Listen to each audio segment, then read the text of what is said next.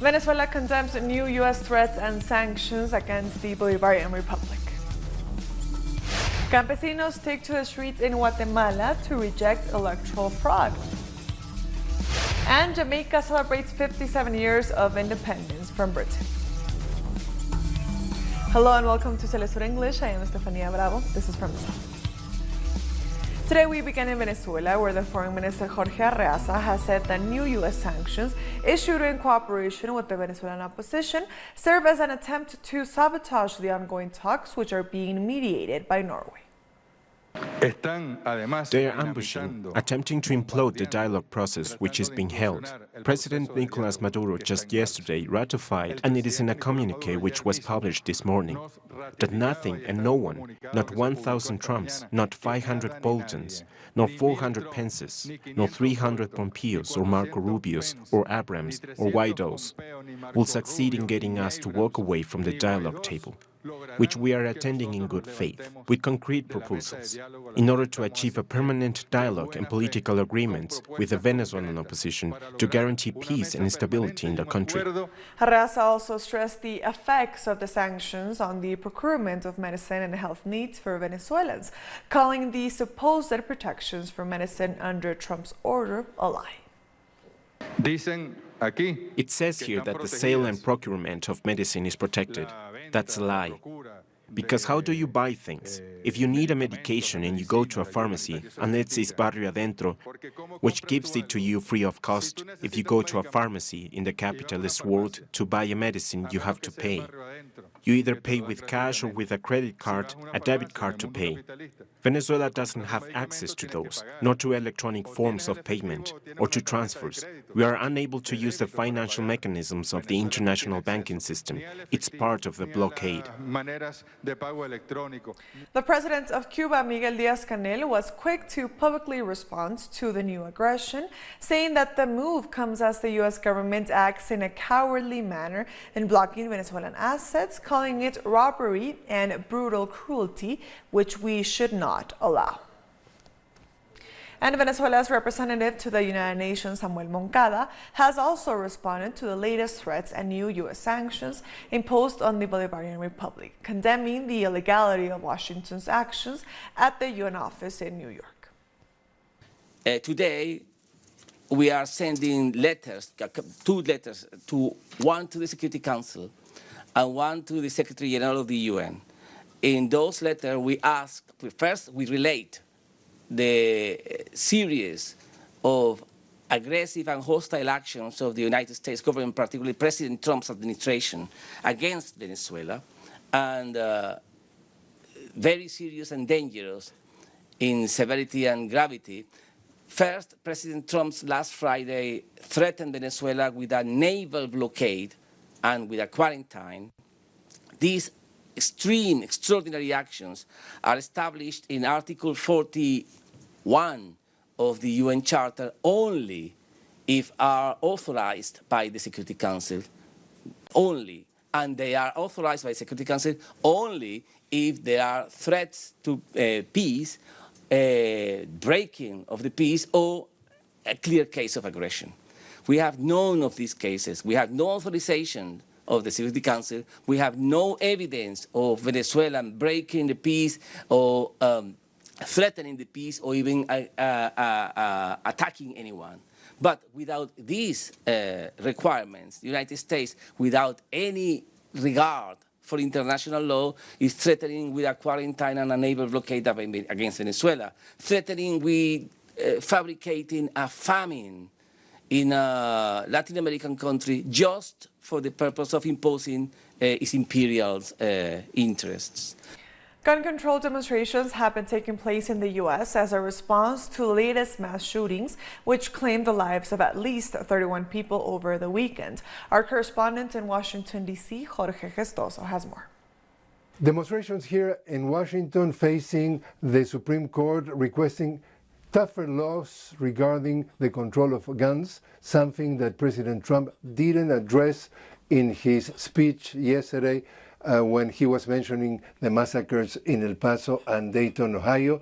Also, there is a lot of anger because he announced that he's going to visit El Paso in the day of tomorrow, and during his State of the Union address in February, he was basically criticizing deeply El Paso, saying that was one of the unsafest cities in the country with the highest level of criminality, both things totally fake news, and therefore two prominent people from El Paso, we're talking about Beto O'Rourke, pre-candidate presidential from the Democratic Party, and also Congresswoman Veronica Escobar, are saying the visit tomorrow of Donald Trump to El Paso is not welcome.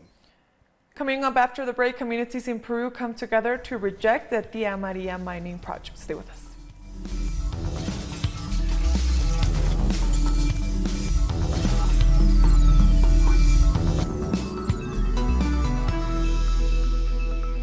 Welcome back to From the South. Demonstrators in Guatemala have started a national strike by blocking roads in 26 strategic points across the country to protest against electoral fraud. The strike, led by the Codeca Campesino organization, also demands an end to the murder of human rights and land defenders. The demonstrators have also condemned the United States' violation of Guatemalan sovereignty through the Third Safe Country Agreement signed with the government of President Jimmy Morales. Residents of Arequipa in Peru have started an indefinite strike against the Tía María copper mining project. While communities from the Valle del Tambo have been on strike for 22 days now, people from the greater Arequipa region have now joined in to demand that the government put an end to the project as it poses a grave risk to the environment. Our correspondent in Lima, Jaime Herrera, has the latest. Today is the second day of the indefinite strike in the region of Arequipa in solidarity with the protests against the Tía María mining project in Valle de Tambo that have been taking place for 22 days now. The demonstrators are condemning the possibility of drastic environmental effects and the taking away of local resources as a result of the mining project. Distinct mobilizations have been planned today, and supermarkets, transport, and public entities have all been paralyzed. They are demanding an end to the repression that has been heavy over the past few days. A woman was shot in the arm yesterday and is currently in the Arequipa hospital. Colombia's right-wing President Iván Duque marks 1 year in office amid widespread criticism and a disapproval rating of 68%. Our correspondent Paola Fernandez has more. President Iván Duque is marking 1 year since becoming Colombia's president amid widespread criticism. Let's recall that one of his first decisions as president was to break talks with the ELN, despite calls by the Colombian people to renew talks with the group. Secondly, we can talk about the lack of security guarantees for social leaders. The implementation of the peace accord is also one major shortcoming of this president. The lack of political will to act in rural areas is also another major concern. Violence in the country, drug trafficking, and the use of glyphosate are also worrying the people of Colombia. Finally, the militarization order by President Iván Duque has also been strongly criticized. Argentina goes to the polls this Sunday for its obligatory primary elections known as PASO. The vote is seen as a dress rehearsal for the general elections in October. Two main forces are contending for support in what promises to be a highly polarized contest. On the one hand, the current right-wing president Mauricio Macri is looking for re-election, alongside his running mate Miguel Ángel Pichetto. Facing them, the former president Cristina Fernández is running for vice president, with Alberto Fernández as the presidential candidate. We connected with journalist and political commentator Pedro Briege, the director of the Nodal News website, for some insight into the upcoming elections and more. I asked if it seems as if President Mauricio Macri has enough legitimacy to win now and in October. Well, if you pick up the indicators of economic and social performance, you will see that most of them, or we could say all of them, has worsened. So it's much more difficult for most of the Argentinians to live right now. But as you know, Peronism is a very important factor in Argentinian history, and many people hate Peronism. So when they pick up a president, they don't think only at the economic indicators, they think also about the history of what it means to be a Peronist. And this has a big influence in Argentina, and it has always a big influence in the elections. You had for many years two big parties, the Peronist parties and the Radical Party, a social democratic party. In some way, in some extent, you can say it was a social democratic party, but now it is with Mauricio Macri, that appeared as a third option in the last elections, and not just as a social democratic option, but as a rightist option. Nowadays, you have two big coalitions. From one side, the Peronist and center-left movements who support Alberto Fernandez, and from the other side, you could say that you have all the rightist parties, some of the social democratic parties who supported the Radical Party for many years, and this is the most important thing, many people who hate Peronism and think that they would choose anything besides Peronism. Moving on, Bolivia is celebrating 194 years of independence from Spanish rule. President Evo Morales spoke about the importance of the date for all Bolivians at an event in the city of Trinidad and highlighted the indigenous struggle against the Spanish crown. We are the heroes of the tireless fight of the ancestral people who resisted with courage, patience, and humility against the Spanish colonialism. They had imposed an exclusion system for the indigenous and exploited our natural resources. Today, brothers and sisters, in the name of our people, I pay homage to those indigenous people who came before us and fought for the independence of country. Tomás Dazo, Nicolás Catari, Tupac Catari, Bartolina Sisa, Gloria Pasay, and all the brothers and sisters that gave their lives for this country. Our correspondent in La Paz, Freddy Morales, has the details. The 194th anniversary of independence celebrations are taking place in the city of Trinidad, where President Evo Morales announced 2 mega projects of industrial development: the creation of 41 businesses for the extraction and processing of lithium at the Salar de Uyuni, the world's largest reserve of the mineral. The second is the construction of a huge petrochemical plant in the south of the country with an investment of $2 billion. In 2005, Bolivia's GDP was just $9 billion. Now it's around $40 billion. And in 2025, with these projects, the president says it will be above $70 billion. Still to come, protesters in Malawi call for the chairperson of the Electoral Commission to resign. Don't go away.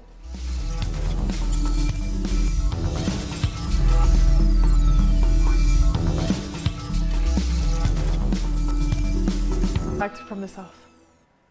On August 6, Jamaica celebrates its Independence Day. The island gained independence from British rule on this day in 1962. Prime Minister Andrew Holness addressed the nation earlier on Tuesday, touting the many achievements of the past decades. Many positive things are happening in Jamaica right now. There is much to celebrate on our 57th birthday. There is no question that at long last, Jamaicans can feel proud that we're using our political independence to secure our economic independence. However, I want you to know that I am under no illusion that all is well. Notwithstanding the great performance of the government, there is no room for complacency. There is still much work to be done and pressing issues to be resolved. Kenyan President Uhuru Kenyatta has arrived in Jamaica as the special guest for the 57th independence celebrations. His visit will also provide an opportunity to strengthen bilateral relations between Jamaica and Kenya, focusing on the development of an economic strategic partnership by fostering trade and investment. Mozambique's government and former rebel group Renamo have finally signed a peace deal agreed last week, aimed at ending years of armed conflict. The deal was signed by President Filipe Nyusi and Renamo leader Osufu Momade in Maputo's Peace Square and witnessed by presidents and other regional and continental leaders, including President Cyril Ramaphosa and President Paul Kagame of Rwanda. Renamo, founded as an anti-communist guerrilla group, unleashed the civil war against the leftist Frelimo government shortly after independence from Portugal in 1975. The Democratic Republic of Congo and Rwanda health ministers have met to find ways of controlling the Ebola virus. Rwandan Minister of Health, Diane Gashumba, and Pierre Kangudia of the DRC met at a border city of Rwanda to evaluate strategic plans aimed at combating Ebola. The meeting was convened in response to the rapid spread of the Ebola virus in the eastern DRC city of Goma. Protesters in Malawi have blocked roads with burning tires, calling on the chairperson of the Electoral Commission to resign. Protesters accuse the chairperson of helping rig the country's latest elections to keep Peter Mutharika as president. The disputed May ballot had sparked 4 previous protests and is being challenged in courts by opposition parties. Our message is the same, that Jane Ansa must resign. She messed up an election, and will continue to do demonstrations for as long as she doesn't step down. And any efforts to stop people from demonstrating are really against the constitutional rights of the people. If this woman thinks rightly, she will realize that it's high time she resigned.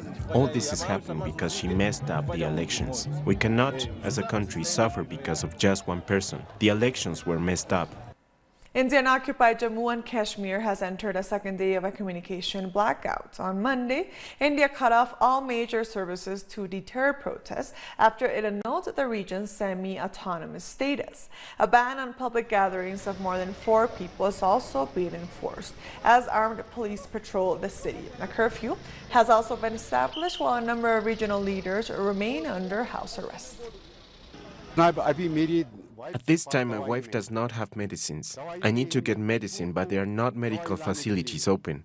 This keeps on happening, but there should be some facilities. If people are not well, where will they go? At least they should have informed us if they wanted to implement any rules or regulations. At least they should have thought before. How could anyone arrange for necessities and commodities? In Palestine, demonstrators gathered at the Offer checkpoint to protest against Israeli goods imported to the West Bank. The protest is part of the global boycott, divestment, and sanctions movement against Israel. This comes in response to the human rights abuses the Zionist state has committed against the Palestinian people. Our message today is part of the boycott campaign of Israeli goods in response to Israel's occupation, persecution, and non-compliance with international agreements. We are working on 3 matters. Firstly, to convince Palestinian citizens not to buy Israeli products. Secondly, to work on improving national production. Thirdly, to convince Palestinian agents who import Israeli goods to stop doing so. And finally, Russian authorities have warned that if the United States deploys weapons that threaten the country's national security, Moscow is ready to respond proportionally. The Secretary of the Security Council made the statement following a meeting with the president after the U.S. terminated the Intermediate Range Nuclear Forces Treaty. We have made a statement that we will not be the first to deploy arms anywhere, and we would really like the U.S. to make a similar statement, but they have not done it. If they begin to deploy weapons, and if this threatens our interests or our national security, then we will properly respond depending on where and how many will be deployed. And with that story, we've come to the end of this news brief. These and other stories, as always, find them on our website at telesurenglish.net. And also join us on social media. We are on Facebook, on Twitter, and on Instagram. For Telesur English, I am Estefania Bravo. Thank you for watching.